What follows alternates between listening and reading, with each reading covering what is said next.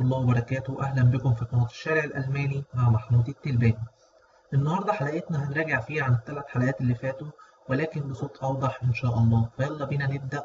لوس جيتس. طيب، عندنا أول حلقة كنا بنتكلم فيها عن التحيات بالألماني اللي هي التحيات باللغة الألمانية. دي دويتشه بيجروسونج، دي دويتشه بيجروسونج. ونركز في النطق لأن النطق مهم جدا للمبتدئين. لازم تتعلم النطق الصح، لأنك لو اتعلمته غلط في المستقبل هيبقى صعب جدا إنك تغير النطق دوت، وأنا واجهت صعوبة في كده من الثانوية العامة. طيب، أول حاجة عندنا هنا هو التحيات بالألماني، في منها شقين هنتكلم عنهم النهاردة. أوفيتسيالا بيجروسونج اللي هي التحيات الرسمية، والأومجانجسشبراخليشه بيجروسونج. الأوفيتسيالا بيجروسونج دي بنقولها إمتى؟ لو أنت بتتكلم في مقابلة، في وظيفة، في حاجة رسمية مع شخص كبير، مع شخص أنت متعرفوش، فبتستخدم أوفيتسيالا بيجروسونج. عندنا رقم واحد، نوما اينز، جوتن مورجن يعني صباح الخير. دي بتقولها من الساعة 6 للساعة 12. نوما 2، جوتن تاك، جوتن تاك. ونلاحظ إن ال AN اللي في الآخر ما بننطقهاش، يعني ما بنطلعهاش، بقنا بيبقى مقفول فيها. جوتن تاك زي ما تقول كده بتطلع من مناخيرك، وتاك الجي الأخيرة هنا بتتنطق كي خفيفة. نلاحظ ونركز في الحاجات ديت. جوتن تاك يعني يومك لذيذ أو اللي هو يومك جميل. نوما دراي، جوتن أبند مساء الجميل. نوما فير، جوتة ناخت، جوتة ناخت. ونلاحظ إن هي جوتة مش جوتن، جوتة ناخت، لأن ناخت أداتها دي يعني ليلتك جميلة. طيب، إحنا قلنا جوتن مورجن من الساعة 6 ل 12. جوتن تاك بنقولها من 12 لحد الساعة 6. جوتن أبند من 6 لحد الساعة 10 أو 11. بعد كده بنقول جوتة ناخت. تمام، فجوتن ناخت لما يكون شخص خلاص داخل ينام بتتقال. طيب، نوما 5 عندنا جروس جوت، ديت لهجة البيان، بيقولوا جروس جوت يعني زي تحيات الرب. نوما 6، جوتن تاج zusammen، جوتن تاج zusammen. نوما 6 ونوما 7 ديت مخصصة أكتر لو أنت داخل لمجموعة وعايز تلقي التحية على المجموعة كلها، فبنضيف مقطع أو كلمة zusammen، zusammen. فجوتن تاج zusammen يعني يومكم جميل جميعا، أو هلو alle zusammen أهلا بيكم جميعا. alle يعني كل، وalle zusammen يعني كلكم جميعا، اللي هو كلكم سويا. طيب، نمرة 8، herzlich willkommen يعني ترحيب الودي. وديت بالأخص بتتقال في التليفون لما تيجي مثلا حد بيكلمك فتقول له herzlich willkommen bei der Buchungsabteilung يعني أهلا بيك، أو تحيات الودية في قسم الحجوزات مثلا. نمرة 9، ich grüße Sie، ich grüße Sie. وديت هنا بتتقال برضه في التليفون، تليفونش، حرف التي دوت اختصار لتليفونش. وبرضه ممكن تتقال عادي جدا، يعني لما تقابل شخص كبير وعايز تحترمه وتقول له حضرتك، هتقول له إيش جروس زي. أو لو في ناس كتير فعايز تقول حضراتكم، إيش جروس زي على. نمرة 10 والأخيرة، meine Grüße an Sie يعني تحياتي لحضرتك. ده كان بالنسبة للأوفيتسيالا بيجروسونج. بالنسبة للأومجانجسشبراخليشه بيجروسونج، أومجانجسشبراخليشه بيجروسونج يعني التحيات باللهجة العامية. نمرة 1، هالوتشن يعني ده كده زي ايه، سلام مصغر. الألمان لما بيضيفوا مقطع تشين في الآخر ده بيجيب الشيء المصغر منه. فمثلا لما أقول محمودشن ده يعني محمود الصغير. نمرة 2 عندنا موين موين، أو ممكن تقول موين بس. نمرة 3، زيرفوس، زيرفوس كل دوت بمعنى أهلا. نمرة 4، هيو، دي زي هيو بالإنجلش لكن بالجيرمان بيقولوها هيو. نمرة 5 وديت مختصة بالسيدات، بيقولوا كوكو، كوكو. لما تشوف الست مثلا جارتها فتقول لها كوكو. نمرة 6 عندنا نادو، نادو يعني زي هيو، هي أنت. نمرة 7 مورجن، يقول لك مورجن، مورجن بس، ده حاجة كده زي صباحه. نمرة 8 يقول لك هالو، هالو. نمرة 9 والأخيرة هالوتشي، هالوتشي. تمام. فده كده كان عندنا دي دويتشه بيجروسون بالطريقة الرسمية الأوفيتسيال بيجروسون وبالطريقة العامية الأمجانكسشبراخليشة بيجروسون.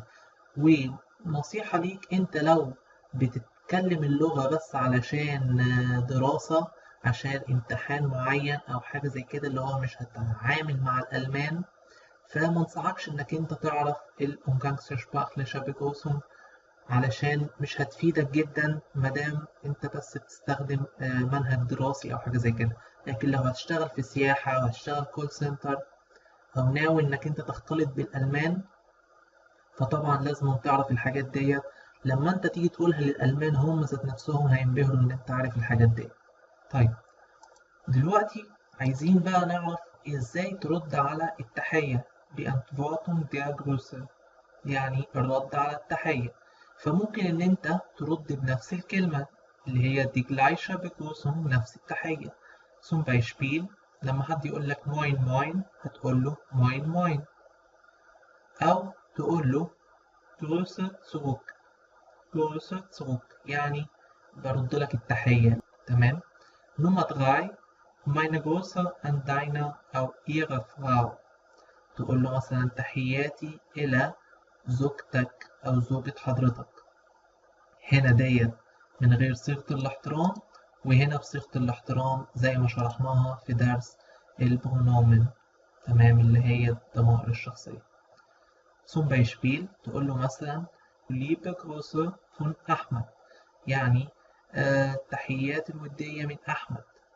لو عايز تقول لشخص مثلا أحمد بيحييك liebe Grüße von أحمد، طيب هترد تقول له ich grüße ihn auch، ich grüße ihn auch، أو Grüße zurück، Grüße zurück يعني رد له التحية. أو Grüße bitte dein Mann von mir، أحمد اللي هو زوجها هتقول له Grüße bitte dein Mann von mir، يعني حيي زوجك رجاء مني، تحياتي لزوجك، von mir يعني مني. تمام. فيبقى البيانتباتون دي جروسر الرد على التحية. أول حاجة ممكن ترد بنفس التحية موين موين، أو تقول له جروسر زurück يعني رد له التحية. 3 تقول له meine Grüße an deine ihre Frau إلى زوجتك. لو هو قال لك liebe Grüße von أحمد، أحمد مثلا اللي هو زوجها، فأنت عايز تقول لها والله حيهولي ich grüße ihn auch، أنا بحييه أيضا. أو Grüße zurück يعني ردي له التحية. أو Grüße bitte dein Mann von mir، حييلي رجاء زوجك مني. ده كده كان بالنسبة لدرس التحية وإزاي ترد على التحية. تمام. طيب دلوقتي إن شاء الله هنتنقل على الجزء الثاني أو الحلقة الثانية اللي هي كانت häufige Redewendungen، العبارات الأكثر شيوعًا واستخدامًا للمبتدئين، مستوى ال A1. أول حاجة عندنا كانت إزاي تعبر عن الشكر، التعبير عن الشكر Ausdruck der Dankbarkeit. نمرة 1 عندنا ممكن تقول Danke ديت اللي هي Thanks شكرًا. نمرة 2 ممكن تقول له Danke dir، Danke dir شكرًا لك. نمرة 3 Danke schön، Danke schön يعني برضو شكرا لك. نمرة 4 يعني vielen Dank، vielen Dank يعني شكرا جزيلا. تمام. طيب ازاي ترد على الشكر Antwort der Dankbarkeit، لما حد يقول لك danke تقول له bitte يعني رجاء بليز. نمرة 2 ممكن تقول له bitte schön يعني you are welcome، على الرحب والسعة. نمرة 3 ممكن تقول له gerne أو sehr gerne يعني بكل سرور. نمرة 4 ممكن تقول له gern geschehen برضو يعني بكل سرور. نمرة 5 ممكن تقول له nicht zu danken nichts zu danken يعني لا داعي للشكر. nichts يعني لا شيء، zu danken يعني أن تشكر، اللي هو معناها مفيش حاجة عشان تشكرني عليها. تمام. الهايفجر ريد ميتال مستوى الA1 عندنا برضو حاجة بتستخدم كتير جدا، وهي لما تحب تقول المعذرة هتقول Entschuldigung Entschuldigung Entschuldigung. التي هنا هو سايلنت وبتخطف الكلمة على بعض زي ما الألمان بيقولوها Entschuldigung، أو اللي هي بتوازي أو بتساوي Entschuldigen Sie Entschuldigen Sie يعني المعذرة. طب لو عاوز تقول أنا آسف تقول tut mir leid أو es tut mir leid، الاتنين تمشي بإس أو من غير إس يعني I am sorry. طب لو حد قالك حاجة وما سمعتهاش أو ما فهمتش الكلام وعايزه يكرر تاني، في طريقتين بيتقالوا في bitte في bitte أو bitte bitte. في bitte اللي هو إزاي رجاءً، bitte bitte اللي هو معلش رجاءً يعني معناها اللي هو كرر السؤال تاني أو كرر الكلام اللي أنت قلته تاني. طيب ممكن نقولها له noch einmal bitte noch einmal bitte يعني مرة تانية من فضلك. noch يعني مازال، einmal مرة، فالمقصود بيها يعني معلش قولها مرة تاني. ممكن نقول له wiederholen Sie bitte wiederholen Sie bitte يعني ممكن تكرر تاني رجاءً. wiederholen verb يكرر، فwiederholen Sie bitte يعني معلش كرر تاني. أو ممكن تقول له ich verstehe nicht ich verstehe nicht يعني أنا مش فاهم. لو عايز تقول أنا أتعلم الألمانية في المدرسة هتقول ich lerne Deutsch in der Schule ich lerne Deutsch in der Schule. لو عايز تقول أتحدث القليل من اللغة الألمانية ich spreche ein bisschen Deutsch ich spreche ein bisschen Deutsch. ein bisschen يعني القليل من. Deutsch لو الدي groß يعني capital فبتبقى معناها اللغة الألمانية وبتبقى أداتها das. فإيش spreche ein bisschen Deutsch. طيب لو عايز تقول أنا لا أتحدث الألمانية ich spreche kein Deutsch ich spreche kein Deutsch. لو عايز تقول لحد هل تتحدث الإنجليزية، لو عايز تسأله هتقول له sprechen Sie English أو Deutsch فرنسوزيش أي لغة عايز تضيفها، فبيجيب الverb number 1. لازم يبقى الverb هو رقم 1 في الجملة. sprechen Sie Deutsch أو English. طيب إيه تاني؟ وعايز تقول أنا أعلم عارف ich weiß ich weiß، والاس ست ممكن تتكتب اس اس اللي هو دبل اس. تمام. طب لو عايز تقول لا أعلم هتقول ich weiß nicht. طب ما عنديش فكرة keine Ahnung keine Ahnung. طب ما فيش مشكلة kein Problem kein Problem. طب لو عايز تقول لحد انتظر دقيقة من فضلك تقول له einen Moment bitte einen Moment bitte. طب لحظة من فضلك einen Augenblick bitte einen Augenblick bitte. Augen das Auge اللي هي العين، وبليك der Blick اللي هي نظرة، فالمقصود بيها اللي هي اللمحة اللي هي اللحظة. طيب لو عايز تقول لحد نعم، حد بيسألك على حاجة فبتقول له نعم، أو حد بيناديلك تقول له نعم يا. طب لو حد بيسألك وعايز تقول له الإجابة نعم jawohl. طب لأ nein لأ يعني nein. طب لو عايز تقول هذا صحيح das ist richtig das ist richtig، والإي جي اللي في الآخر في بتتنطق إيش وبتتنطق إج. تمام، يعني في جزء من الناس بينطقوها إيش وفي ناس بينطقوها إج، فأنت متاح لك تنطقهم الاتنين. تمام. Das ist richtig أو das ist richtig. هذا غير صحيح. Das ist falsch. Das ist falsch.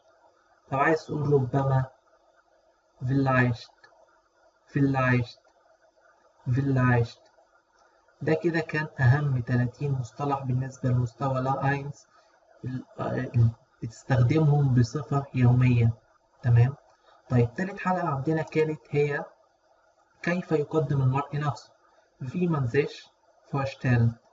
Wie man sich vorstellt.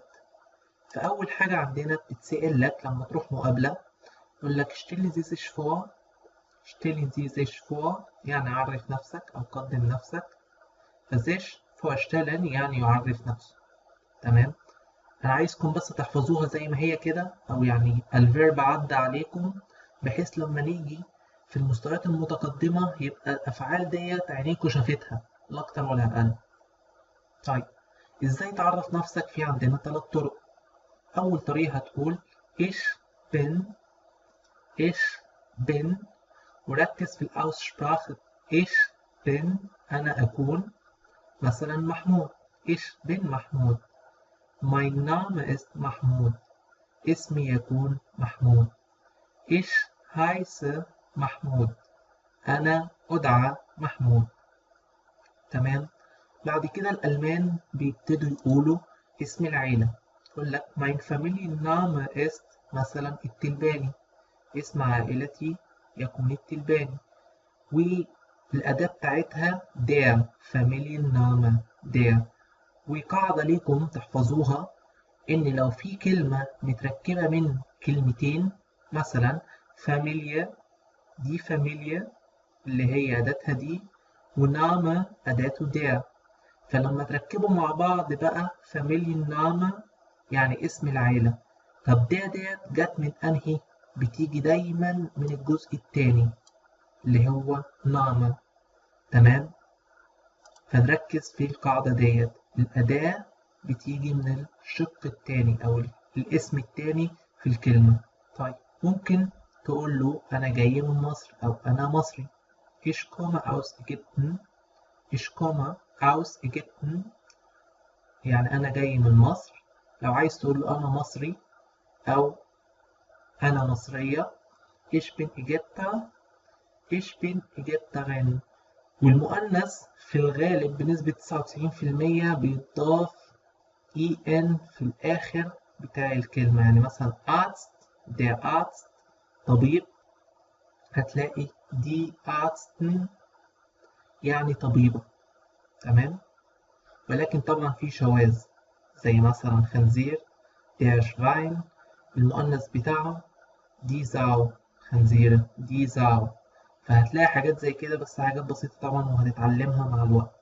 وكاتب لكم تحت هنا الفيرب يأتي يعني kommen، ومصر يعني Ägypten، ومصر يعني der Ägypter، مصرية يعني die Ägypterin. تمام. طيب لو عايز تقول له أنا عمري 24 سنة، هتقول ich bin 24 Jahre alt. و24 طبعا أنا اتكلمت في الحلقات اللي فاتت إزاي تنطق الأرقام كلها، فلو ما شفتهاش ارجع شوفها. طيب ممكن برضو تضيف أنا أعيش في القاهرة. Ich wohne in Kairo. Ich wohne in Kairo. وكاتب لكم هنا هوت من البلاد أو العواصم في العالم، مثلا برلين. برلين اللي هي برلين عاصمة ألمانيا. باريس.